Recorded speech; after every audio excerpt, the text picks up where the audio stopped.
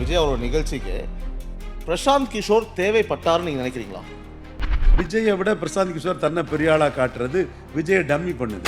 உங்கள் ஸ்டைலில் சொல்லணும் அப்படின்னா, நிரூபிக்காத ஒருத்தருக்கு ஒய் பிரிவு பாதுகாப்பு கொடுத்துருக்காங்க. கருத்து மக்கள் எதிர்பார்க்குறாங்க. சொல்லுங்கள் சார். 1 கோடி கையெழுத்துன்னு அண்ணாமலை ஆமாம் இதுதான் சரின்னு சொல்லக்கூடிய அளவுக்கு நிலைப்பாட்டுக்கு வந்துட்டாரு. அப்போ இந்த இடத்துக்குள்ளே ஸ்டாலின் பக்கம் போய் நிற்கணும். எந்த பக்கத்தில் போய் நிற்கலான்னு சொல்லும்போது அதில் ஒரு பாஜகவா திமுகவா பிஜேபி கூட இணையறதுக்கு வாய்ப்புகள் இருக்குது. பிள்ளையார் சொல்லியா கூட இது இருக்கலாம். பிரசாந்த் கிஷோர் பிகேஎஸ் அந்த நிகழ்வு பார்த்துருந்தார். அதில் அவர் கையெழுத்து போட மறுத்தார். கெட் அவுட் அப்படின்ற ஒரு பல்வேறு விஷயங்களை பல்வேறு அரசியல் விமர்சகர்கள் சொன்னாங்க. தங்கள் பார்வையில் அதன் கருத்து எனக்கு நானே சொல்லுவேன், சீமான் என் சகோதரர் தான். அவர் கொள்கை வேற, என் கொள்கை வேற. ரெமுனரேஷனுக்காக அவர் வரலையே சார், காசு வாங்கிட்டு அவர் வரல சார். ஆக்சுவலி நம்ம ரவீந்திர துரைசாமி அவர்கள் இங்கே டெல்லிக்கு போகிறாரு. டெல்லிக்கு போகும்போது ஒரு போர்டு இருக்குது, தமிழ் மொழியை நம்ம கெட் அவுட் சொல்கிறோம்னு சொல்லி ஒரு போர்டில் கூட பெண்ணை கொடுத்து கையில் போட நீங்கள் போடுவீங்களா சார்? போட மாட்டீங்க. அப்போ அந்த முட்டாள்தனமான வேலையை சார் நீங்கள் பார்த்தானுங்க. இந்த ஆண்டு நான் கிண்டல் பண்ணிட்டேன்ல, என் அடுத்த ஆண்டு போஸ்ட் வைப்பாங்க. இந்த ஆண்டு நான் கமல்ஹாசன் 8வது ஆண்டு விழாவில் கூட உங்களுக்கு 2வது ஆண்டு விழா போஸ்டர் இல்லைன்னு சொல்லும்போது, அடுத்த வருஷம் இவங்களுக்கு 3வது ஆண்டு விழா, கமல்ஹாசனுக்கு 9வது ஆண்டு விழாவோட போஸ்டர்ஸ் வரக்கூடிய அளவுக்கு பார்த்துக்கிடுவாங்க. அதே மாதிரி நீங்கள் தமிழ்நாடு ஃபுல்லாக உங்கள் ஆட்களை வச்சு போஸ்டர்ஸ் போடுறது, இனிப்பு வழங்குறது, ஒரு நலத்திட்ட உதவிகள் செய்கிறது, இந்த மாதிரி நிகழ்வாக பண்ணியிருக்கணுமே தவிர இந்த ஒரு பர்த்டே பார்ட்டி, அந்த மாதிரி ஒரு கிராண்டு ரிசார்ட்டில் உள்ள பார்ட்டி, இந்த மாதிரிப்பட்ட இதை நீங்கள் பண்ணியிருக்கக்கூடாது. தற்போது செந்தில் பாலாஜி அவர்கள் ஒரு இன்டர்வியூ கொடுத்துருக்காங்க. ஆப்வியஸாக யாரும் உண்மையை ஒத்துக்க மாட்டாங்க, இல்லை மறுக்கிறேன் அப்படின்னு தான் சொல்லியிருக்காங்க சார். தங்களோட பார்வையில் அது அதிமுக ஆட்சி காலத்தில் இன்ஸ்டிடியூஷனல் கரப்ஷன் பண்ண, ஊழல் வழக்கில் கன்விக்ட் ஆன ஜெயலலிதா அம்மையார் ஆட்சி காலத்தில் நடந்தது. இன்னொரு கம்பெனி டாப் அப் பண்ணாங்க. அந்த கம்பெனியும் இன்னைக்கு இதுக்குள்ளே வருது. கம்பெனி பேர் வேணுமா? சொல்லுங்கள் சார். கண்டிப்பாக மக்கள் எதிர்பார்க்கலாங்களா?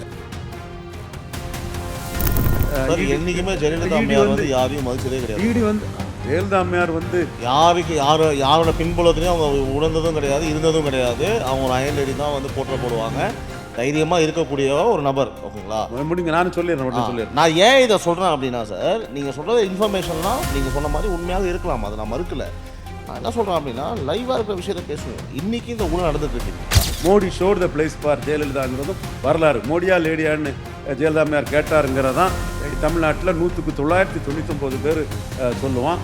ஒருத்தன் மட்டும் வித்தியாசமாக 1000ல் ஒருவனா ரவீந்திர துரைசாமி மட்டும் Modi should the place for Jayalalithaa தன்னோட பொறுப்புக்கு உணர வரவேற்கவும் வழி அனுப்பவும் வச்சாங்க.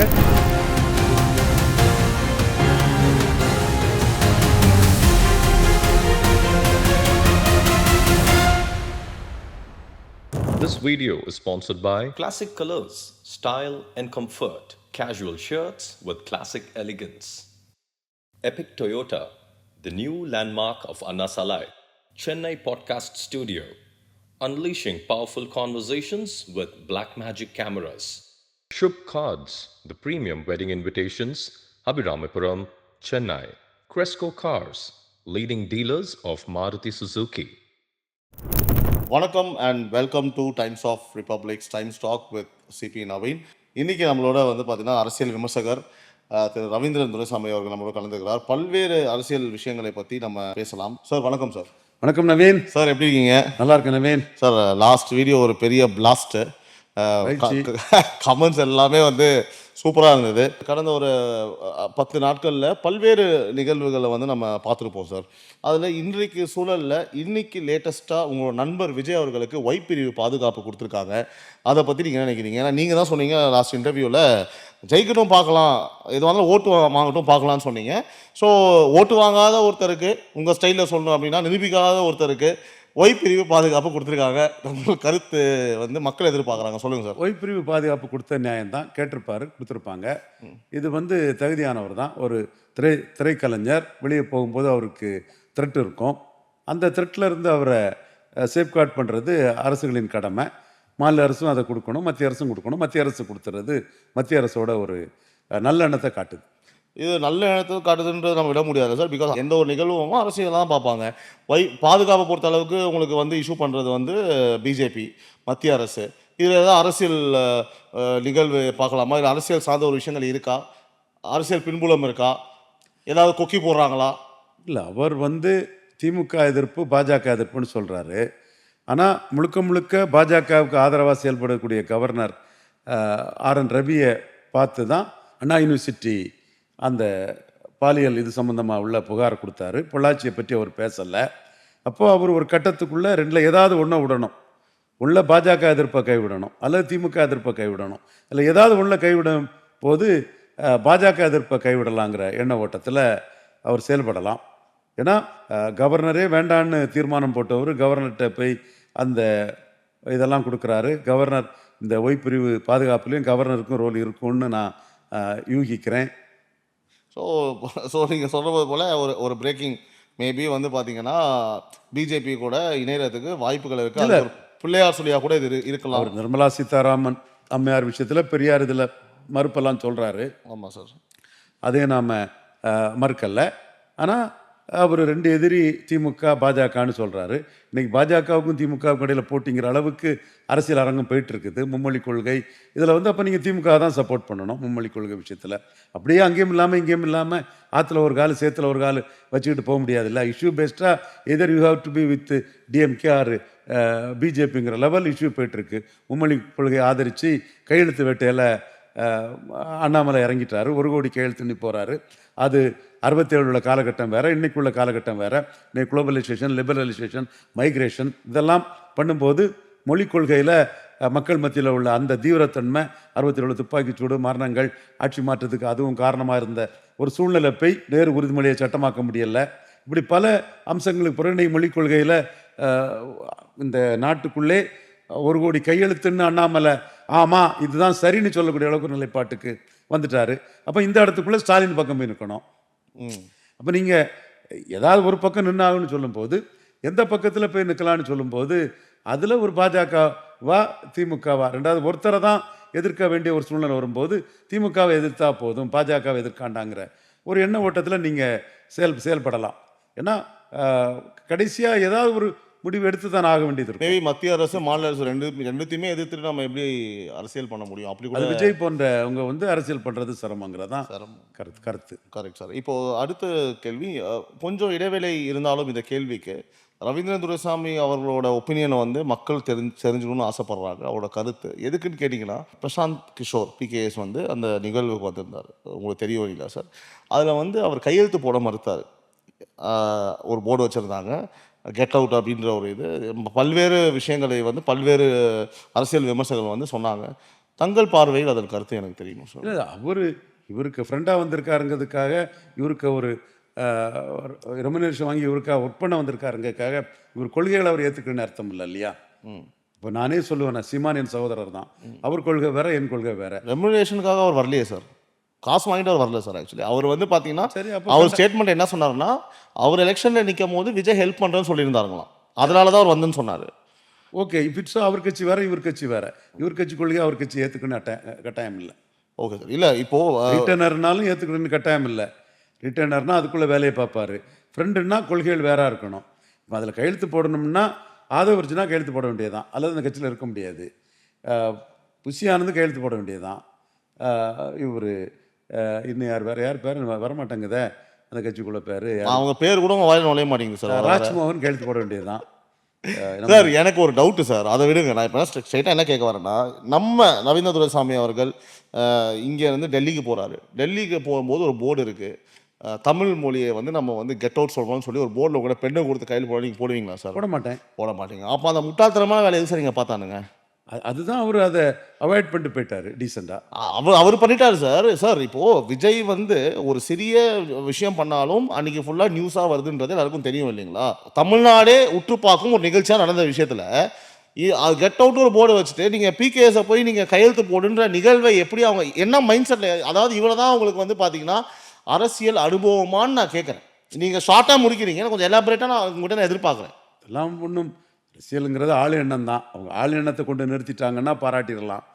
அதுக்கு உள்ள சூழல் வந்து அவங்களுக்கு நெகட்டிவாக தான் இருக்குங்கிறது என்னோட பார்வை. அதாவது அவங்களே ஒரு விஷயத்த கொடுத்து அவங்களே டீக்ரேட் பண்ணிக்கிட்டாங்கன்னு சொல்ல வரீங்களா சார்? அந்த கண்டிப்பாக அந்த நிகழ்ச்சிக்கே, அந்த நடந்த ஒரு விஜய் அவரோட நிகழ்ச்சிக்கு பிரசாந்த் கிஷோர் தேவைப்பட்டாருன்னு நீங்கள் நினைக்கிறீங்களா? அந்த நிகழ்ச்சிக்கு 2 ஆண்டுகள் முடிந்து இல்லை, அது ஆதவ் அர்ஜுனா என்னால் பிரசாந்த் கிஷோரை கூட்டிகிட்டு வர முடியும்னு காட்டுறாரு. பிரசாந்த் கிஷோர் கூட்டிகிட்டு வர்றது அந்த நிகழ்ச்சிக்கு கூடுதல் ஒரு வலு சேர்க்குது. அதில் விஜயை விட பிரசாந்த் கிஷோர் தன்னை பெரிய ஆளாக காட்டுறது விஜயை டம்மி பண்ணுது, அதுதான் சார் சொல்றேன். டம்மி பண்ணுது. அந்த இடத்துல வந்து பாத்தீங்கன்னா சார், பிரசாந்த் அதுல கிஷோர் நான் வந்து இன்னொன்னு பாத்தீங்கன்னா விஜயோட தோல்ல அப்படி தட்டி அவாப்பா அப்படின்னு சொன்னதெல்லாம் வந்து ரொம்ப ஒரு மாதிரி நல்லா இல்லை இல்லையா? தெரியுது அந்த லீடருக்குள்ள அந்தஸ்து வரல. ஆ, அந்த நிகழ்ச்சி எப்படி பண்ணியிருக்கணும்னா, கமலஹாசனோட 8ஆம் ஆண்டு நிகழ்வுக்கு வந்து அங்கங்கே கமலஹாசன் மேலே பற்றுதல் உள்ளவங்க போஸ்டர்ஸ் போட்டிருந்தாங்க. அதே மாதிரி இங்கே தமிழ்நாடு ஃபுல்லாக உங்கள் ஆட்களை வச்சு போஸ்டர்ஸ் போடுறது, இனிப்பு வழங்குறது, ஒரு நலத்திட்ட உதவிகள் செய்கிறது, இந்த மாதிரி நிகழ்வாக பண்ணியிருக்கணுமே தவிர இந்த ஒரு பர்த்டே பார்ட்டி, அந்த மாதிரி ஒரு கிராண்டு ரிசார்ட்டில் உள்ள பார்ட்டி, இந்த மாதிரிப்பட்ட இதை நீங்கள் பண்ணியிருக்கக்கூடாது. அதை ஒரு மாஸ் மூவ்மெண்ட்டாக கொண்டு போயிருக்கணும். கமலஹாசனோட 8ஆம் ஆண்டு இது கூட ஓரளவு ஆட்கள் வந்து கமலஹாசனுக்கு ரசிகர்கள் வந்து நீங்கள் பார்த்துருப்பீங்கன்னு நினைக்கிறேன், நான் பல இடங்களில் பார்த்தேன். அந்த அளவு கூட இவருக்கு போஸ்டர்கள் இல்லை. பப்ளிக்கில் அதை கொண்டு வந்திருக்கணும். இப்போ நீங்கள் வந்து ஸ்பான்டேனியஸாக ஒரு கட்சி மூவ் ஆகலை, அப்போ நீங்கள் வந்து மேலேருந்து ஆர்கனைஸ் பண்ணி மூவ் பண்ண வைக்கணும். இப்போ ஏன் வீடியோ பார்த்து தான் நீங்கள் பல விஷயங்கள் பண்ணுறீங்கன்னு எனக்கு தெரியும். அப்போ நீங்கள் நம்ம அடுத்த ஆண்டு போஸ்டர் ஓட்ட வைப்பாங்க. இந்த ஆண்டு நான் கிண்டல் பண்ணிட்டேன்ல, என்ன அடுத்த ஆண்டு போஸ்டர் வைப்பாங்க. இந்த ஆண்டு நான் வந்து கமலஹாசன் 8வது ஆண்டு விழாவில் கூட உங்களுக்கு 2வது ஆண்டு விழா போஸ்டர் இல்லைன்னு சொல்லும்போது, அடுத்த வருஷம் இவங்களுக்கு 3வது ஆண்டு விழா, கமலஹாசனுக்கு 9வது ஆண்டு விழாவோட போஸ்டர்ஸ் வரக்கூடிய அளவு பார்த்துக்கிடுவாங்க.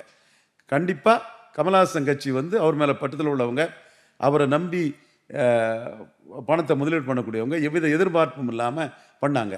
அப்போ விஜய்கிட்ட இருக்கக்கூடியவங்க நீங்கள் ஃபண்ட் பண்ணி உருவாக்கின ஆள், எதிர்பார்ப்போட உங்களுக்கு இருக்கக்கூடிய ஆளுங்கிற மாதிரி ஒரு தோற்றம் அங்கே வருது. Right sir. நம்ம செந்தில் பாலாஜி நம்ம எல்லாருக்குமே தெரியும், 1.5 ஆண்டு காலம் கிட்டத்தட்ட சிறையில் இருந்து வெளியே வந்திருக்காரு. அண்ணாமலை அவர்கள் சாராய அமைச்சர் என்று அடிக்கடி அன்பாக அழைக்கப்படும் ஒரு அமைச்சர் அவர். ஸோ அப்படி இருக்கும்போது திரும்பவும் இடி வந்து கம்ப்ளீட்டாக வந்து அந்த டாஸ்மார்க் இஷ்யூவில் இறங்கியிருக்காங்க. 1000 கோடி ஊழல் பரபரப்பாக போயிட்டுருக்கு. தற்போது செந்தில் பாலாஜி அவர்கள் ஒரு இன்டர்வியூ கொடுத்துருக்காங்க. ஆப்வியஸாக யாரும் உண்மையை ஒத்துக்க மாட்டாங்க, இல்லை மறுக்கிறேன் அப்படின்னு தான் சொல்லியிருக்காங்க சார். தங்களோட பார்வையில் இதை பற்றி கருத்து? அது அதிமுக ஆட்சி காலத்தில் இன்ஸ்டிடியூஷனல் கரப்ஷன் பண்ண, ஊழல் வழக்கில் கன்விக்ட் ஆன ஜெயலலிதா அம்மையார் ஆட்சி காலத்தில் நடந்தது. திட்டமிட்டு முழுக்க ஊழலே பண்ண ஜெயலலிதா அம்மையார் ஆட்சி காலத்தில் நடந்த ஒரு ஊழல். அதுக்காக இதை நான் வந்து டிஃபெண்ட் பண்ணக்கூடியவும் இல்லை, அதை விட்டுறக்கூடாதுங்கிறத நான் தெளிவாக இருக்கக்கூடியவன். அந்த ஊழல் ஆட்சி காலத்தில் தான் சசிகலா அம்மையார் கட்சியில் விட்டு நீக்கப்பட்டதும், மிடாஸை விட இன்னொரு கம்பெனி வந்து டாப் அப் பண்ணாங்க. அந்த கம்பெனியும் இன்னைக்கு இதுக்குள்ளே வருது. கம்பெனி பேர் வேணுமா? சொல்லுங்கள் சார். கண்டிப்பாக மக்கள் எதிர்பார்க்குறாங்களா? எஸ்என்ஜேன்னு தான் நினைக்கிறேன். எஸ்என்ஜே தான் டாப் அப் ஆச்சு அந்த காலத்தில். அப்போ அன்னைக்கு சொல்லப்பட்ட தகவல் என்னென்னா, ஒரு இதுக்கு உங்களுக்கு என்னால் இவ்வளவு தர முடியும். யாருக்கு யார்? அந்த சப்ளைங் கம்பெனி இதுக்கு தர முடியும்னு இன்னொரு சப்ளைங் கம்பெனியில் உள்ள ஒரு ஆஃபீஸர் தான் எனக்கு சொன்ன தகவல். உண்மையாக இருக்கும் நான் நம்புகிறேன். அப்போ உடனே ஜெயலலிதா வந்து என்னன்னு கேட்கும்போது, இன்னென்னதுக்கு இவ்வளோ லாபம் வருது, இப்படி வருது, இப்படி போகுதுன்னதெல்லாம் இந்த கம்பெனி வந்து தெளிவாக சொல்லியிருக்கிறாங்க. ஸோ அவங்க அந்த ஜெயலலிதா ஆட்சி காலத்தில் அதிக சப்ளையராக இருந்தாங்க. அந்த கம்பெனி பேர் நான் சொல்லது நீங்கள் வெரிஃபை பண்ணி பார்த்துக்கிட்டா தெரியும். அதில் மிடாஸே உங்களை ஏமாத்துறாங்கங்கிற தகவலையும் ஜெயலலிதா கிட்ட சொல்லியிருக்கிறாப்புல. அதுபோல் மல்லையாவோட கம்பெனி யுனைடெட் பிரிவரிஸா, யூபி குரூப், கோல்டனிகளா, இது அதுலேயும் வந்து உங்களுக்கு ஏமாத்துறாங்கன்னு சொல்லும்போது ஜெயலலிதா அம்மையார் ஒரு கண்டிஷன் போடவும், அதற்கு பிறகு இது எங்களால் முடியாதுன்னு மல்லையா சொல்லவும், இப்போ மல்லையா நாட்டில் தான் இருந்தார், அவங்ககிட்ட இருந்து சரக்கு வாங்காமல் இருந்ததும் ஒரு தகவல்கள் உண்டு நாட்டில். அந்த தகவல்களின் தொடர்ச்சியாக தான் தொடர்ந்து இந்த இடத்துக்குள்ள வியாபாரம் நடந்துட்டு இருக்கிறது. எஸ்என்ஜே ஜெயலலிதாவுக்கு ரொம்ப நெருக்கமாக இருந்தவர். கால்ஸு திமுக ஆட்சி காலத்தில் வாங்கினவர். அக்காடு திமுகவில் எம்பியா இருக்கக்கூடிய ஜெகத்ரட்சவனுக்கு. எஸ்ஏஎஃப்ஐ அது என்னன்னு தெரியல எனக்கு. பெரும்பாலும் இவங்களோட ப்ரொடியூசர்ஸ் வந்து ஆளுங்கட்சி அதிகார பலத்தில் உள்ளவங்க, 2 இதுக்குள்ளேயும் இருக்கக்கூடியவங்க தான். ஸோ அதோட தொடர்ச்சியான ஒரு விஷயந்தான் இது. அவங்களுக்கு முன்ன சென்ட்ரல் பவர் தெளிவாக இருந்ததுனால இதெல்லாம் மூடி மறைச்சிக்கிட்டு ஜெயலலிதா ஆட்சி காலத்தில் அது பாட்டுக்கு போயிட்டு இருந்தது. இப்போ சென்ட்ரல் பவர் வந்து இவர் இந்தியா அலையன்ஸில் இவர் ஸ்டடியாக இருக்கக்கூடிய காலகட்டத்தில் இது உள்ள வெளியே வருது. இது வந்து கிணறு தோண்ட பூதம் புறப்பட்ட மாதிரி பழைய கதையெல்லாம் வந்தால் இன்னும் நல்லா இருக்கும். ஜெயலலிதா ஆட்சியில் வந்து சென்ட்ரலோட இது சொல்கிறீங்களா, ஆதரவு? யாரோட ஆதரவு சொல்கிறீங்க? சென்ட்ரலோட ஆதரவு அவங்களுக்கும் எதிராக போச்சு. அந்த சார் என்னைக்குமே ஜெயலலிதா ED அம்மையார் வந்து வந்து யாரையும் மதிச்சதே கிடையாது ED வந்து ஜெயலலிதா அம்மையார் வந்து யாரோட பின்புலத்திலையும் அவங்க உணர்ந்ததும் கிடையாது, இருந்ததும் கிடையாது. அவங்க ஒரு அயன் லேடி தான் வந்து போற்றப்படுவாங்க.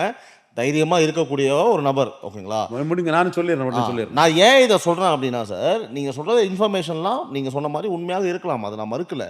நான் என்ன சொல்றேன் அப்படின்னா, லைவா இருக்கிற விஷயத்தை பேசுவோம். இன்னைக்கு இந்த ஊழல் நடந்துட்டு இருக்கு இல்லைங்களா, இன்னைக்கு இந்த மாதிரி பண்றாங்க. அதை லைவா தொடர்ந்து இருக்க விஷயத்தை பேசலாம். நான் ஊழல் தாங்கிறத நான் அதுக்குள்ள மாறுபட்ட கருத்து வரல.